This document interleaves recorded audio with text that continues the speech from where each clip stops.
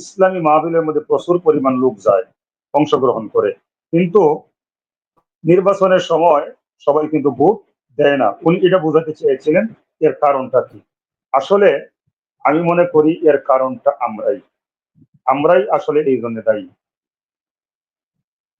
আমি মনে করি আমরাই এই জন্য দায়ী। কেন দায়ী বললাম? কারণ এতদিন মানুষ দেখছে আমরা বিভিন্ন দলে বিভক্ত ছিলাম। হ্যাঁ, বিভিন্ন দলে বিভক্ত থাকতেই পারি, সমস্যা নাই, কিন্তু আমাদের মধ্যে ঐক্য ছিল না। ঐক্য না থাকার কারণে মানুষ কিন্তু এই সুযোগটা নিয়েছে। আলহামদুলিল্লাহ, এইবার এই সমস্যাটা আর হবে না। কারণ ইসলামী আন্দোলন আমাদের ভাই, জামাতে ইসলাম ইসলামী আন্দোলনের ভাই, খেলাফত মজলিস আমাদের ভাই, আমরা খেলাফত মজলিসের ভাই। অন্যান্য দল, যতগুলো ইসলামী দল আছে, যেহেতু আমরা ভাই ভাই হয়ে গেছি, তো আমরাও মাহফিলের মধ্যে যাই সবাইকে বলবো যে ইসলামকে বিজয়ী করবার জন্য ভোট দেন। আবার যখন খেলাফত আন্দোলনের পক্ষ থেকে ওনাদের নেতৃবৃন্দ কোন মাহফিলে যাবেন, ওনারাও বলবেন ইসলামকে বিজয়ী করবার জন্য আপনারা ভোট দেন। আবার যখন খেলাফত মজলিসের পক্ষ থেকে মামুনুল হক সাহেব উনি বক্তব্য দিবেন, উনি বলবেন ইসলামকে বিজয়ী করবার জন্য ভোট দেন। আবার যখন আহ হ্যাঁ, মানে আমি যা বলছি, বাংলাদেশ খেলাফত মজলিসের পক্ষ থেকে মামুন সাহেব কোথাও বক্তব্য দিলে উনি বলবেন ইসলামকে বিজয়ী করবার জন্য ভোট দেন। আবার খেলাফত মজলিসের পক্ষ থেকে ডক্টর আহমদ আব্দুল কাদের সাহেব যখন কোথাও বক্তব্য দিবেন, তিনি বলবেন ইসলামকে বিজয়ী করবার জন্য ভোট দেন। ঠিক এমনি ভাবে বাংলাদেশ জামাত ইসলামের পক্ষ থেকে মোহতারাম আমিরে জামাত সহ আমাদের কেন্দ্রীয় দায়িত্বশীল, ওনারাও একই কথা বলবে যে ইসলামকে বিজয়ী করবার জন্য ভোট দেন। আবার ইসলামী আন্দোলন থেকে মোহতারাম পীর সাহেব হুজুর এবং নায়েবে আমির সাহেব, ওনারাও বলবেন ইসলামকে বিজয়ী করবার জন্য ভোট দেন।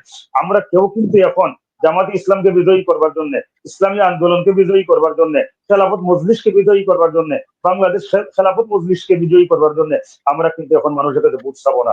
আমরা চাইবো ইসলামকে রাষ্ট্র ক্ষমতায় আনবার জন্য, নাস্তিক মতবাদকে হটানোর জন্য, ইসলামকে প্রতিষ্ঠিত করবার জন্য, আল্লাহর জমিনে আল্লাহর দিন কায়েমের জন্য, আমরা শুধুমাত্র দিন বিজয়ের জন্য মানুষকে বলবো যে আপনারা আমাদের ভোট দেন।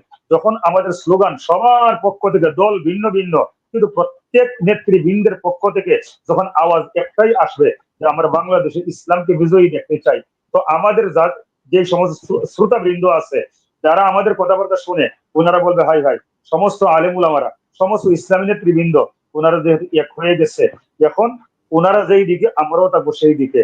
কারণ বাংলাদেশের মানুষ কিন্তু ইসলামকে ভালোবাসে, আল্লাহকে ভয় করে, তখন কিন্তু তাদের মনের মধ্যে একটা ভাবনা আসবে।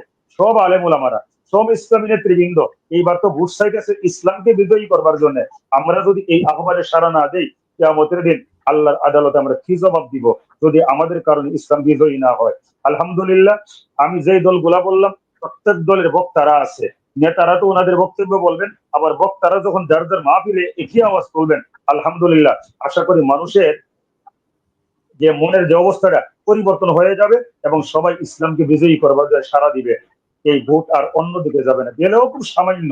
তো আলহামদুলিল্লাহ, আমি মনে করি এইবার আর আগের মতো অবস্থা হবে না যে মাহফিলের মধ্যে গেলে এই যে স্লোগান দেয় দিন কায়েম করতে চাই, আর নির্বাচনের সময় অন্য মার্কায় ভোট দেয়। আমার মনে হয় ব্যাপারটা এইবার এইরকম হবে না। আমার মন বলতেছে ইনশাআল্লাহ এইবার বাংলাদেশের মধ্যে ইসলাম বিজয়ী হবে ইনশাআল্লাহ। ইনশাআল্লাহ জি, আল্লাহ তাআলা আপনার এই আক্ষেপ, এই আকাঙ্ক্ষা কবুল করুক।